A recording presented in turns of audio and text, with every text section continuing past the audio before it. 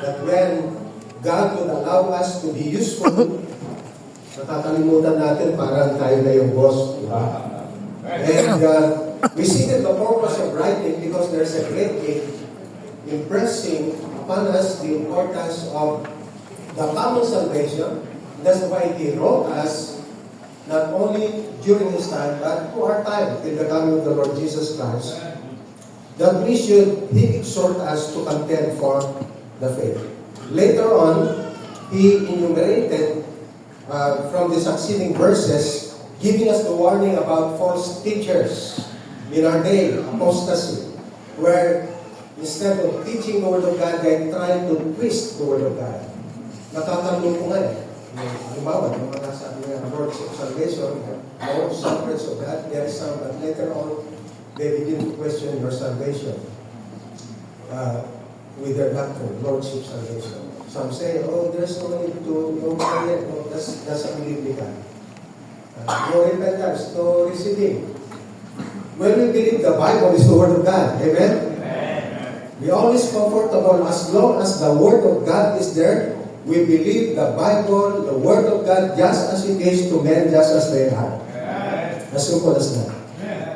I'm going to submit to you three things today. Number one, the greatest period of our time, because of that word now. In which we do not try to disconnect that to the man, the Lord Jesus Christ, to the person of the Lord Jesus Christ, as the greatest of all time. The greatest period of all time. Number two, the greatest person of all time. And last, the greatest prospect of our time. Yung ngayon, mga kapatid, the word now is a period of time we essentially and indispensably ascribe to the person of the Lord Jesus Christ. It's just a moment of time and eternity. Meaning to say, we've got to be serious. If you believe you are called servant of the Lord Jesus Christ, He put you in the ministry of every moment of your life being the ministry that's closely, seriously attached to the Lord Jesus Christ. We need to employ the God-given time wisely. It's either we make it productive or wasted. Paul said, redeeming the time for the days because the days are evil. We all know that the ministry is not a playground. It's a battleground because, a lot of people, even, pastors, they are going the wrong way or absorbing wrong doctrine. We do not have time. He enumerated those things about apostasy. So, with this single word, the word now, is just a short, fleeting time, which is ascribed to the Lord Jesus Christ. It's a gift that we need to use wisely. I'm going to submit three simple things under there. It connotes a sense of urgency. Number one, letter is, we see the urgency of salvation. Where Apostle Paul said in 2 Corinthians chapter 6, verse number 2, now is not the time. It also connotes the urgency of a serious service that we give right now. He said, Jude, servant of the Lord Jesus Christ. What a privilege to become a servant of the Lord. God put us into the ministry. We should value that thing. So if there's a time that we've got to be serious in the ministry, we have to value that calling. As Apostle Paul said, I magnify my office. We've got to make our calling dignified. Not like what Pastor Paul said, that the tendency for us to fall. That's why he is giving us a warning. I was looking also with the greetings about mercy, about peace, and love.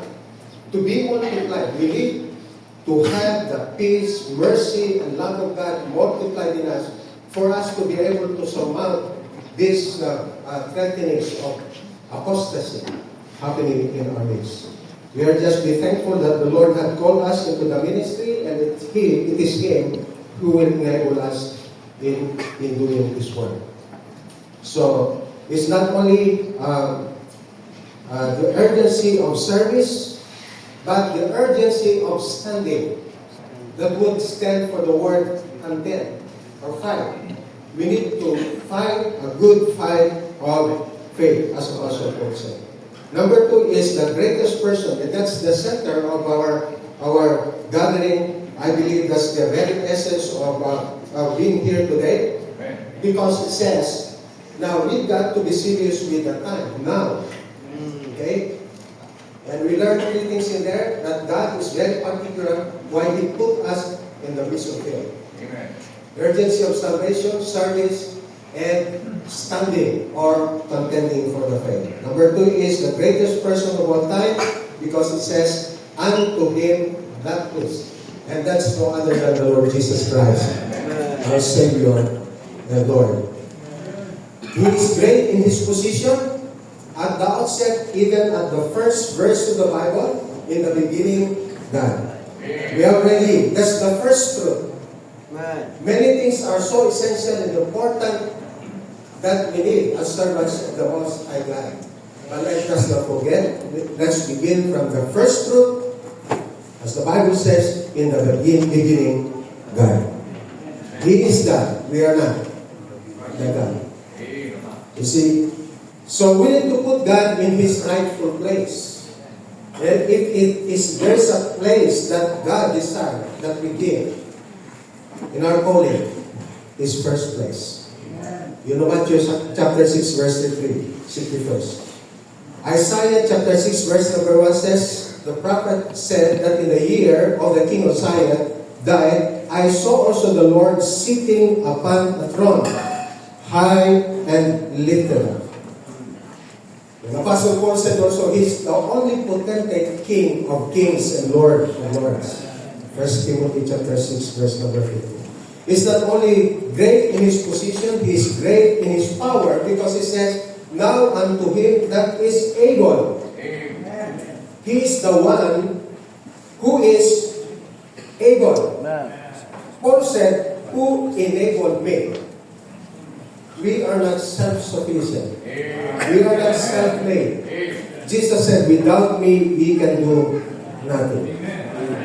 Servant. We are but servant. Great in His power to protect us, because He said, unto Him that is able to keep, to protect us, and to preserve us from falling. We need the mercy, the peace, and love of God multiplied in us. To be able to experience that. Well, it's an all power, because He said in the Great Commission, all power is given unto Him. He is great in His provision, para hindi na natin iisipin yung prosperity gospel, Pastor Utos, di ba? Pabigat lang yung isipin natin yung pangangailangan natin. Mas alam ng Panginoon. Great in His provision. Siguro, iba yung Bible ng mga iba, Pastor, doon. 2 Timothy chapter 3, verse number 1, di ba? This know also that in the latter days, there are lost times.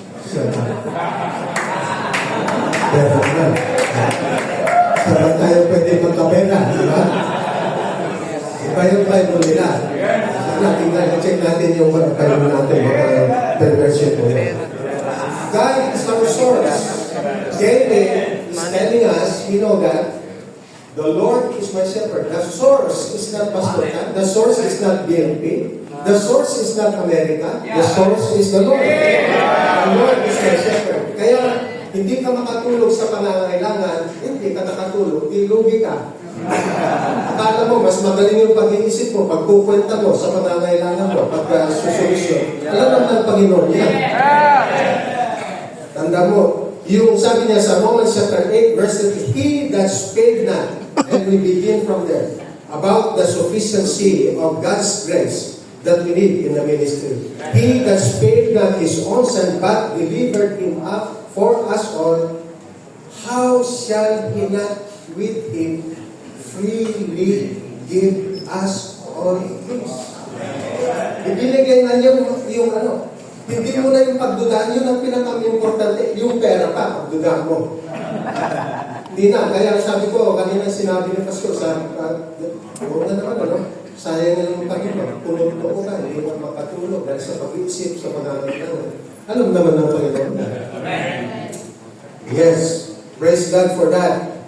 And then, last to that, before our last point is that He is great in His Christians. Huwag natin agawin yun.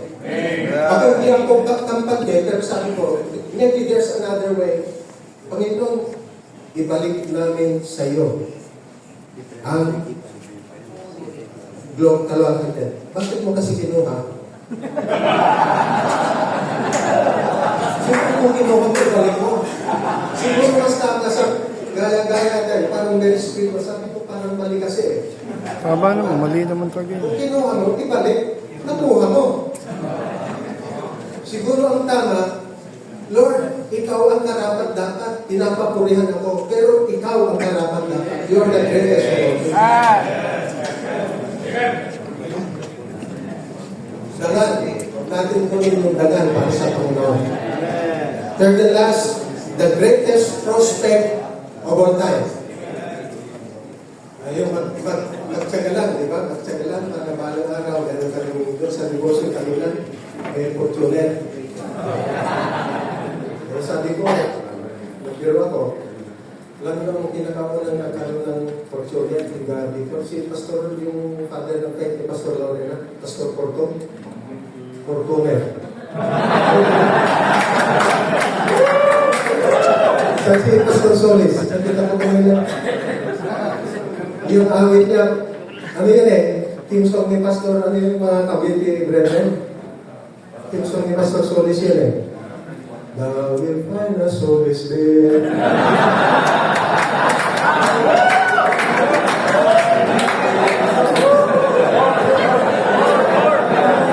Okay, the greatest prospect of all time. Walang masama sa buhay natin na magiging successful tayo. Before I came here, yung first council sangguniang panlalawigan natin sa Bataan, running for city mayor. We received the Lord. Amen. Asked me to bless a great project in the university. And I met people that very prestigious, successful people. But I'm so glad one of them is our member, the OIC president right now, Sister Ivan Franco. The husband is a scientist. Hindi naman sa kanila lahat yun, but very successful. You admire it. There's nothing wrong that we can be successful in our chosen career.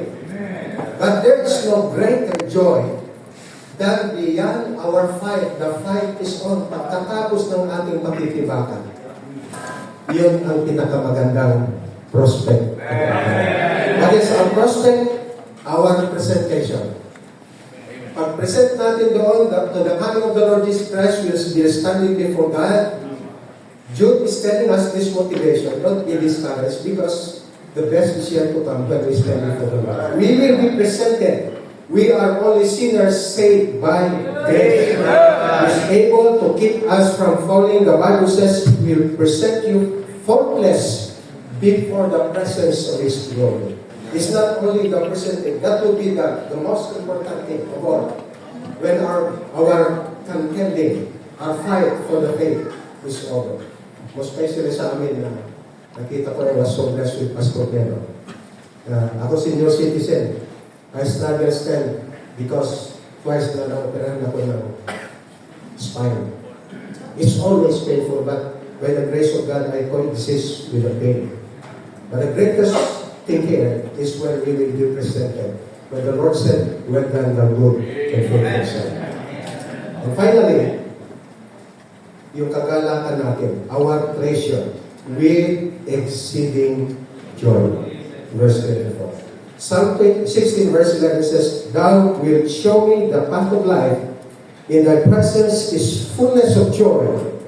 At thy right hand there are pleasures forevermore. Yung fortuner, yung sasakyan na maganda, hindi fullness of joy. Meron naman akong second hand na Montero, pero hindi fullness of joy. Praise the Lord! Alam ni Jude, yung pakikibakan natin mga kapatid. When we see Christ, it will be worth it all. Remember, the Lord is not in vain. Let's keep on keeping on, and let us not forget, we are but the servants of the Lord, and He is the greatest the Lord.